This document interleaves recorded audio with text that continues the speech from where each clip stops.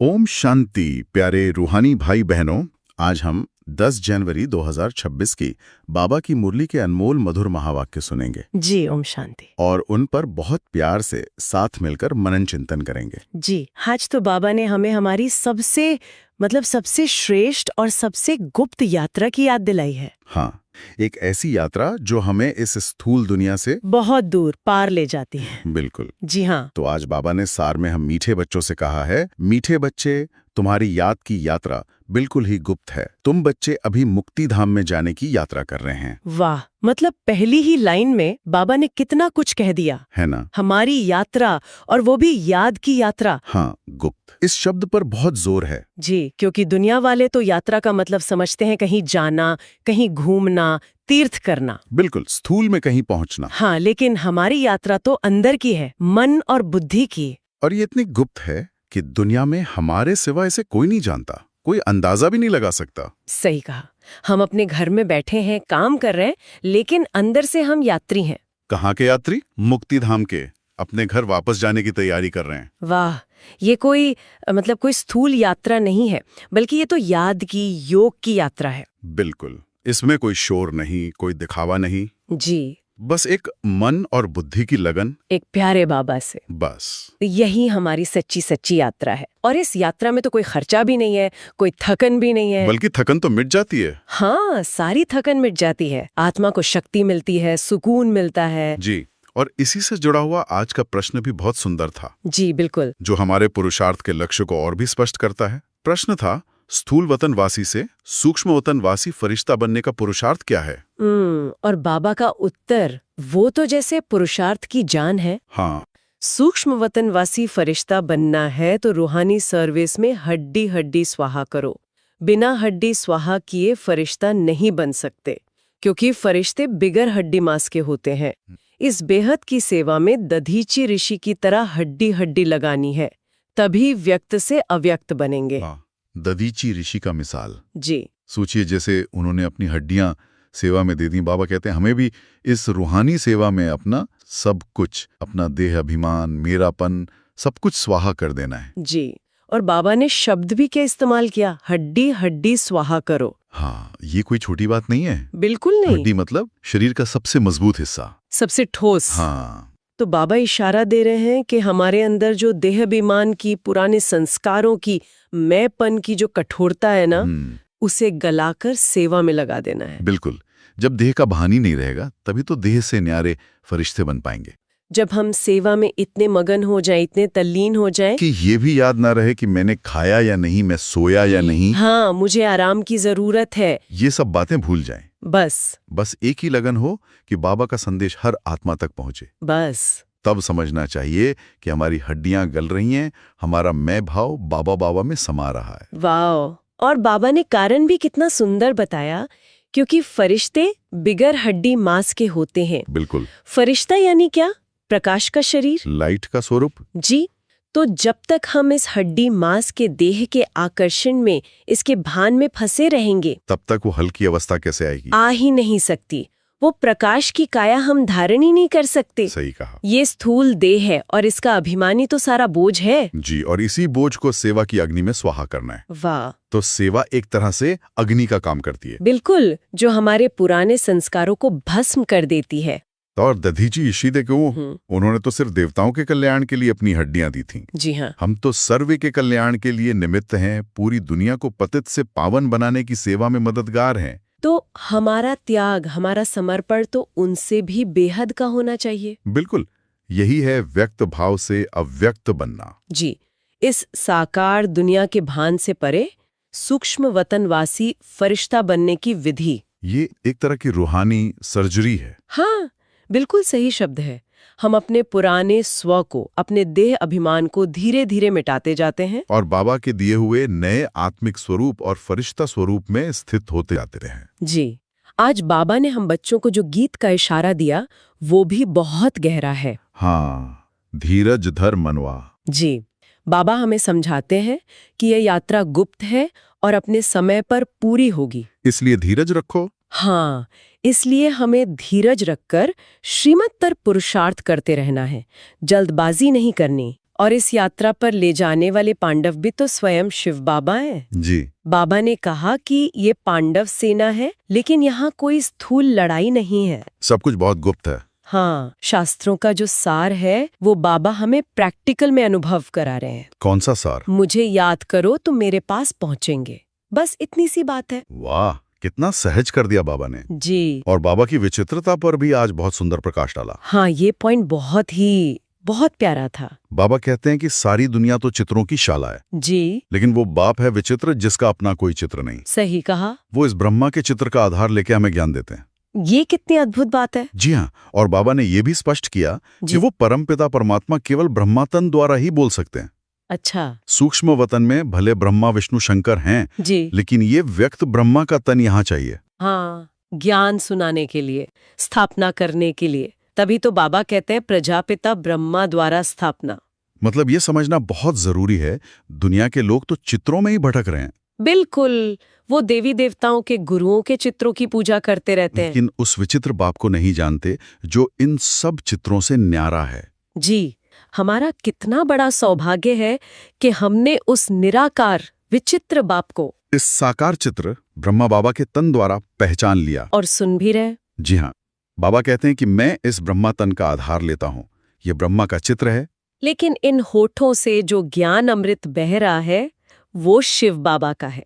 यह निश्चय ही हमारी बुद्धि का ताला खोल देता है। बिल्कुल, जब हम मुरली सुनते हैं तो हमें ये देह नहीं बल्कि इस देह में विराजमान शिव बाबा याद आते हैं। जी, यही यथार्थ याद है। और बाबा ने स्थापना का राज भी खोला। हाँ। स्थापना तो नई दुनिया की होती है, नए धर्म की होती है, और वो हमेशा प्रजापिता ब्रह्मा द्वारा ही होती है। शिव बाबा ब्रह्मा के तन में आकर हम ब्राह्मणों को रचते हैं और फिर हम ब्राह्मण ही देवता बनते हैं। ये पूरी प्रक्रिया कितनी दिव्य और अलौकिक है। हम मुख वंशावली हैं, यानी ज्ञान से जन्मे हुए। ये कोई स्थूल जन्म नहीं है। जी, बाबा ने हमें ज्ञान देकर अपना बच्चा बनाकर एक नया अलौकिक जन्म दिया है। और ये स्मृति ही हमें देह की दुनिया से न्यारा कर देती है। बिल्कुल। और फरिश्ता बनने की जो प्रक्रिया बाबा ने समझाई वो भी कितनी सुंदर है। जी, बाबा कहते हैं कि अभी तुम्हें शरीर है, तुम देवता नहीं कहला सकते, लेकिन याद में रहते रहते रूहानी सर्विस में सब कुछ स्वाहा करते कर तुम अंत में फरिश्ते बन जाओगे। और फिर बाबा ने वो कहावत कही, मिरवा मौत मल्लू का शिकार। ये कहावत कितनी गहरी है। बाबा पुरानी कहावतों को भी रूहानी अर्थ दे देते हैं। हाँ। मिरवा मौत मतलब जीते जी मर जाना, जीते जी इस पुरानी दुनिया के लिए, पुराने देह अभिमान के लिए मर जाना। जब हमारा इस दुनिया से, इसके आकर्षणों से, इसके मान अपमान से दिल मर जाता है, तब हम मलूक का शिकार बनते हैं। वाह, यानी तब हम काल के नहीं बल्कि शिव बाबा के प्यार के शिकार बन जाते हैं। वाह, कितना सुंदर। हम काल पर जीत पाते हैं और बाबा के बन जाते हैं। और ये मौत दुख की नहीं है। नहीं, ये तो परम सुख की है। हाँ, ये पुराने चोले को त्याग कर नया फरिश्ती चोला धारण करने की तैयारी है। जब देह का भान मर जाता है तभी आत्मा मलूक यानी सुंदर और हल्की हो जाती है। जी, और सोचिए वो अवस्था कितनी प्यारी होगी। बाबा कहते हैं पिछाड़ी में तुम्हें सब साक्षात्कार होगा और बहुत खुशी होगी। जी, जबकि बाकी दुनिया काल का शिकार हो जाएगी। जो महावीर बच्चे होंगे वो अडोल रहेंगे। और विनाश के विषय में भी बाबा ने आज हमारा डर निकाला। हाँ, ये बहुत महत्वपूर्ण पॉइंट था। जी, बाबा ने अपना उदाहरण दिया, अपना अनुभव सुनाया। हाँ, कि जब उन्हें विनाश का साक्षात्कार हुआ और साथ में चतुर्भुज रूप का भी, उन्हें खुशी हुई कि इस विनाश के बाद हम विश्व के मालिक बनते हैं। तो ये विनाश तो अच्छा है। बिल्कुल, क्योंकि ये पतित दुनिया को पावन बनाता है। ये बहुत बड़ी समझ की बात है। दुनिया जिसे विनाश कहती है, बाबा उसे नई दुनिया का गेटवे कहते हैं, द्वार कहते हैं। वाह, ये तो पुरानी जर्जरी भूत दुनिया का परिवर्तन है। जी, जैसे पुराना घर तोड़कर नया बनाते हैं तो खुशी होती है या दुख होता है? खुशी होती है। बिल्कुल, वैसे ही ये पुरानी दुनिया बदलकर नई सत्युगी दुनिया बन रही है। तो हम बच्चों को तो अपार खुशी होनी चाहिए। हम तो निमित्त है इस परिवर्तन के। जी, और बाबा हमें निर्भय बनाते हैं। हाँ। बाबा ने अपना अनुभव सुनाया कि जब मैंने विनाश का और विश्व की बादशाही का साक्षात्कार किया तो मुझे खुशी हुई। बाबा हमें भी वही दिव्य दृष्टि दे रहे हैं कि इस विनाश के पार देखो। हाँ, उस पार देखो, सतयुग की सुंदर दुनिया, हमारा राज्य भाग्य हमें पुकार रहा है। तो क्यों डर? कैसा डरना क्यों है? हम तो उत्सव मनाएंगे कि अब घर जाने का और अपने राज्य में आने का समय आ गया है। बिल्कुल, दुनिया शांति के लिए प्रयत्न कर रही है, लेकिन शांति तो पावन दुनिया में ही होगी। जी हाँ, और पावन दुनिया की स्थापना के लिए पतित दुनिया का विनाश तो होना ही है। ये तो जरूरी है। बाबा कहते हैं जब पतित पावन को बुलाते हो और जब वो आते हैं तो खुशी होनी चाहिए। सही कहा। डरना क्यों है? जी बाबा की श्रीमत भी कितनी सीधी और सरल है। जी। विकारों पर जीत पाओ व दान दे दो तो ग्रहण छूटे। वाह, कितनी सहज विधि बाबा ने बताई है ना? भारत जो सोने की चिड़िया था उस पर रावण यानी 5 विकारों का ग्रहण लग गया। जी। अब उसे उतारने का तरीका क्या है? दान दे दो। हाँ, अपने अंदर के इन विकारों को पहचान कर बाबा को दान दे दो। कहो बाबा, ये क्रोध मेरा नहीं, ये आपका। ये लोभ मेरा नहीं, ये आपका। जी। जब हम ये दान सच्चे दिल से करते हैं ना, तो हम हल्के हो जाते हैं। हाँ, ग्रहण उतर जाता है। और ये सिर्फ व्यक्तिगत बात नहीं है। नहीं, बिल्कुल नहीं। जब हम आत्माएं अपने विकारों का दान करती हैं जी, तो हम भारत को भी इस ग्रहण से मुक्त करने के निमित्त बन जाते हैं। बिल्कुल। हम काले से गोरे बनते हैं। यानी हमारी आत्मा जो विकारों के कारण काली हो गई थी, वो फिर से पावन और सतो प्रधान बन जाती है। जी। और बाबा हमें हमारा पूरा 84 जन्मों का चक्र भी याद दिलाते हैं। हाँ, बार बार याद दिलाते हैं। कि कैसे हम ही पूज्य थे, फिर पुजारी बने, और आप फिर से। अब फिर से बाबा हमें राजयोग सिखाकर 21 जन्मों के लिए राज्य भाग्य दे रहे हैं। और बाबा की ये लाइन तो बहुत शक्तिशाली है। कौन सी? बाबा कहते हैं, इस ड्रेस में, इस मकान में बाबा हम आपसे अनेक बार मिलते हैं और मिलते रहेंगे। वाह, ये स्मृति, ये तो हमें एकदम निश्चिंत बना देती है ना? ये ड्रामा कोई नया नहीं है। नहीं, हर 5000 साल बाद ये संगम युग आता है। शिव बाबा इसी ब्रह्मा तन में आते हैं। हम बच्चे बाबा को पहचान कर यही ज्ञान सुनते हैं और अपना 21 जन्मों का वर्षा पाते हैं। ये तो अनादि बना बनाया खेल है। तो इसमें हार का तो सवाल ही नहीं उठता। बिल्कुल, जीत तो हमारी निश्चित है। और ये निश्चय ही हमें महावीर बनाता है। जी, परिस्थितियां आएंगी, माया के तूफान भी आएंगे, लेकिन जब ये स्मृति पक्की है कि ये सब ड्रामा में नौंद है और हर कल्प हम विजयी बने हैं तो हम अचल अडोल रहते हैं। जी, बाबा का साथ और ड्रामा का ज्ञान, ये 2 पंख हमें ऊंची उड़ान का अनुभव कराते हैं। वाह। और बाबा ने सेवा की युक्ति भी बहुत सुंदर बताई। हाँ, हनुमान जी का उदाहरण देकर। जी, जैसे हनुमान भेष बदलकर सत्संग में जाकर बैठते थे। बाबा कहते हैं महावीर बच्चों को भी युक्ति से सेवा करनी चाहिए। ड्रेस बदलकर भी कहीं जाकर उनका कल्याण कर सकते हो। और बाबा ने इसका कारण भी बताया। क्या? क्योंकि बाबा भी तो गुप्त वेश में हमारा कल्याण कर रहे हैं। अरे वाह, ये तो बहुत बड़ा इशारा है। जी, सेवा के लिए हमें कोई बंधन नहीं होना चाहिए। हमारा लक्ष्य है सबको बाप का परिचय देना, बस। बिल्कुल। और बाबा कहते हैं कि दिन प्रतिदिन तुम होशियार होते जाते हो। वाह। मतलब हमें किसी भी आत्मा को छोटा नहीं समझना है। नहीं, हमें अपनी तरफ से निमित्त बन सेवा करते रहना है, युक्ति से। जी, युक्ति से सेवा करो। इसका मतलब है कि हमें देखना है कि किस आत्मा को किस तरह से ज्ञान दिया जा सकता है। हाँ, किसी को प्रवचन से समझ आएगा, किसी को हमारे व्यवहार से, किसी को तो हमारे शांत चेहरे से ही संदेश मिल जाता है। बिल्कुल। सेवा के अनेक साधन हैं। और बाबा ने हनुमान का उदाहरण देकर हमें बंधन मुक्त बनाया है। सही कहा। हमारा लक्ष्य किसी ड्रेस या रीति रिवाज में बंधना नहीं है। हमारा लक्ष्य है आत्माओं का कल्याण करना। और अगर किसी आत्मा के कल्याण के लिए हमें अपना तरीका बदलना भी पड़े तो बदलना चाहिए। बाबा खुद निराकार होकर साकार का आधार लेते हैं, तो हम बच्चे भी सेवा के लिए कितने लचीले हो सकते हैं। और बाबा कितना उमंग उत्साह दिलाते हैं कि पिछाड़ी में सब आएंगे। हाँ, बड़े बड़े ज्ञानी, सन्यासी, राजाएं सब इस ज्ञान को मानेंगे। जैसे राजा जनक ने 1 सेकंड में जीवन मुक्ति का अनुभव किया, वैसे ही अनेक आत्माओं को साक्षात्कार होगा। हमें तो बस धैर्य रखकर अपना काम करते रहना है। बीज डालते रहना है, फल बाबा निकलवाएंगे। वाह। हमारी सेवा व्यर्थ जा ही नहीं सकती। बिल्कुल। हर आत्मा के अंदर बाप का परिचय पाने का संस्कार भरा हुआ है, हमें बस उसे जगाना है। जी, तो आज की धारणा के लिए बाबा ने हमें 2 बहुत महत्वपूर्ण सूत्र दिए हैं। जी। पहला है, अंतिम विनाश की सीन देखने के लिए अपनी स्थिति महावीर जैसी निर्भय अडोल बनानी है, गुप्त याद की यात्रा में रहना है। इसका मतलब है कि बाहर कुछ भी हो, हमारी आंतरिक स्थिति अचल रहनी चाहिए। जी। और ये स्थिरता, ये केवल बाबा की गुप्त याद से ही आ सकती है। हाँ, और कोई साधन नहीं है। कोई साधन नहीं। हमें किसी भी परिस्थिति से डरना नहीं है, बल्कि साक्षी होकर देखना है। जब हम याद में स्थित होते हैं तो हम जैसे एक ऊंचे पहाड़ पर बैठ जाते हैं। वाह।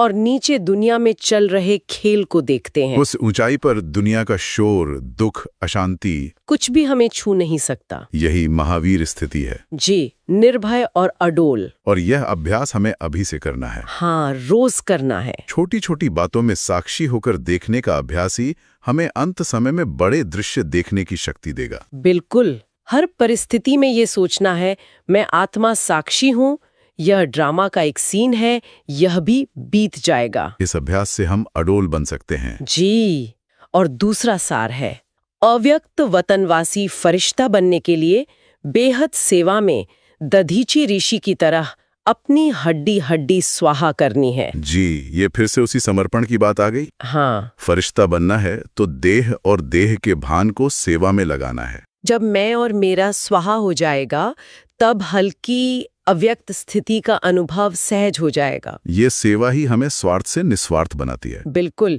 जब हम दूसरों की चिंता करते हैं तो अपनी छोटी छोटी परेशानियां भूल जाते हैं। सही कहा। बेहद की सेवा हमें बेहद की खुशी और बेहद की स्थिति का अनुभव कराती है। यही फरिश्ता बनने का आधार है। बिल्कुल, सेवा, याद और धारणा, ये तीनों एक दूसरे से जुड़े हुए हैं। हाँ। याद से शक्ति मिलेगी, उस शक्ति को सेवा में लगाएंगे तो देह अभिमान स्वाहा होगा, और देह अभिमान स्वाहा होने से हमारी धारणा स्वरूप स्थिति बनेगी। जी। आज बाबा का वरदान भी हमारे पुरुषार्थ की नींव को पक्का करने वाला है। जी, बहुत प्यारा वरदान है आज। बाबा ने वरदान दिया, जी। पहली श्रीमत पर विशेष अटेंशन दे, फाउंडेशन को मजबूत बनाने वाले सहयोगी भव। वाह। और बाबा समझाते हैं कि नंबर 1 श्रीमत है, अपने को आत्मा समझकर बाप को याद करो। जी। अगर आत्मा के बजाय देहधारी समझेंगे तो याद टिक नहीं सकती, कनेक्शन ही नहीं लगेगा। हाँ, जैसे दो चीजों को जोड़ने से पहले समान बनाते हैं, वैसे ही आत्मा समझकर परमात्मा को याद करेंगे तो याद सहज हो जाएगी। वाह,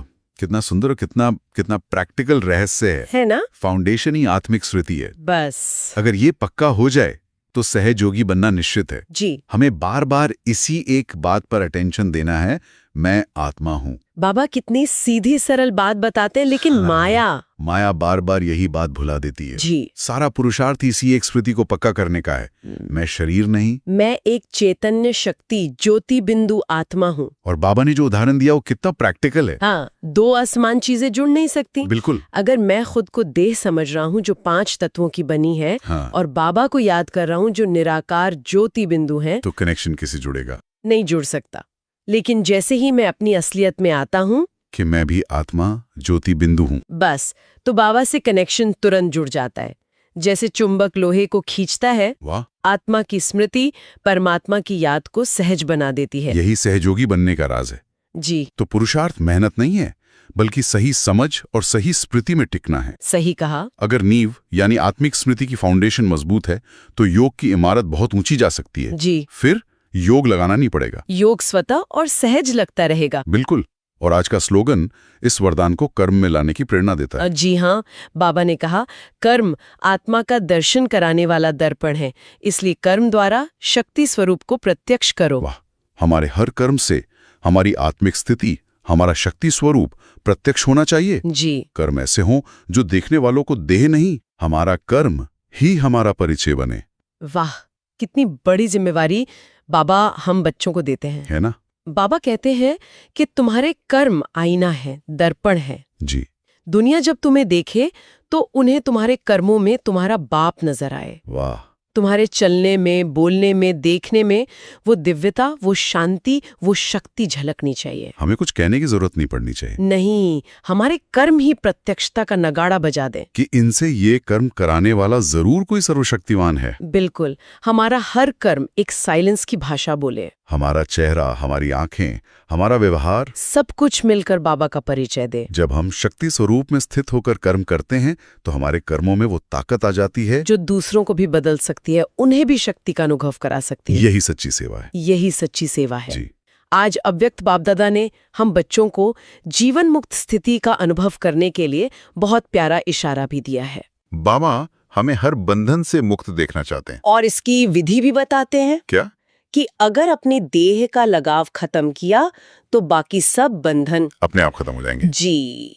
सारे बंधनों की जड़ ये देह का बंधन ही तो है। बिल्कुल। मैं देह हूँ, ये एक झूठ है, और इसी एक झूठ पर बाकी सारे झूठ टिके हुए हैं, जैसे कि ये मेरे संबंधी हैं, ये मेरे पदार्थ हैं, ये मेरा घर है। अच्छा, जब हम मूल झूठ को पकड़ लेते हैं कि मैं देह नहीं आत्मा हूँ, तो बाकी सारे बंधन रह जाते हैं। बिल्कुल, आत्मा तो सदा मुक्त है, यात्री है। उसका ना कोई संबंधी है ना कोई पदार्थ। जी हाँ, और बाबा ने कोशिश शब्द को भी समाप्त करने को कहा है। हाँ, ये बहुत बहुत मार्मिक बात है। जी, क्योंकि कोशिश सिद्ध करता है कि पुरानी दुनिया की कशिश अभी भी है। वाह। कोशिश और कशिश। जी। बाबा का इशारा है, देह अभिमान को छोड़ो तो बंधन मुक्त और जीवन मुक्त स्थिति सहज अनुभव होगी। ये बहुत गहरा इशारा है। हाँ हम अक्सर कहते हैं, हाँ मैं देह अभिमान छोड़ने की कोशिश कर रहा हूँ। जी, बाबा कहते हैं कोशिश क्यों करनी पड़ रही है? क्योंकि कशिश है। हाँ, क्योंकि पुरानी दुनिया का आकर्षण कशिश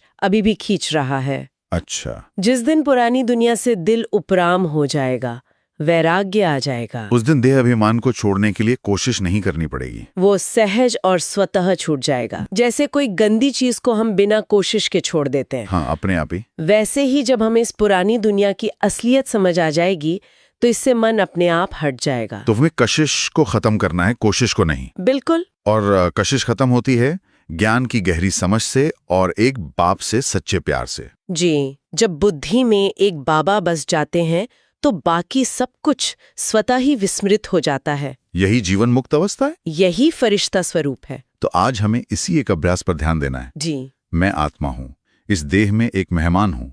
मैं हर बंधन से मुक्त एक जीवन मुक्त फरिश्ता हूँ।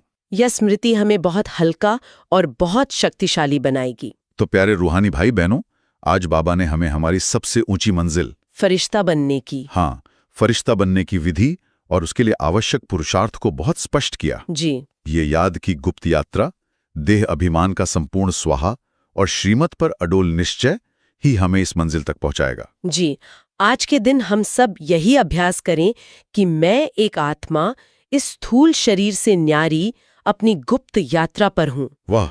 मेरा साथी और मेरा पंडा स्वयं शिव बाबा हैं। जी। इस एक स्मृति में रहकर हर कर्म करें तो फरिश्ता बनना सहज हो जाएगा और हम हर बंधन से मुक्त हो जाएंगे। प्यारे बाबा के इन मधुर महावाक्यों और गहरे इशारों से जुड़े रहने के लिए आप इस डिवाइन कनेक्शन को बनाए रखें, ताकि बाबा की रोज की श्रीमत, धारणा के गहरे राज और पुरुषार्थ की सहज युक्तियां हम तक पहुंचती रहें और हमारी इस रूहानी यात्रा को सहज बनाती रहें। ओम शांति। ओम शांति।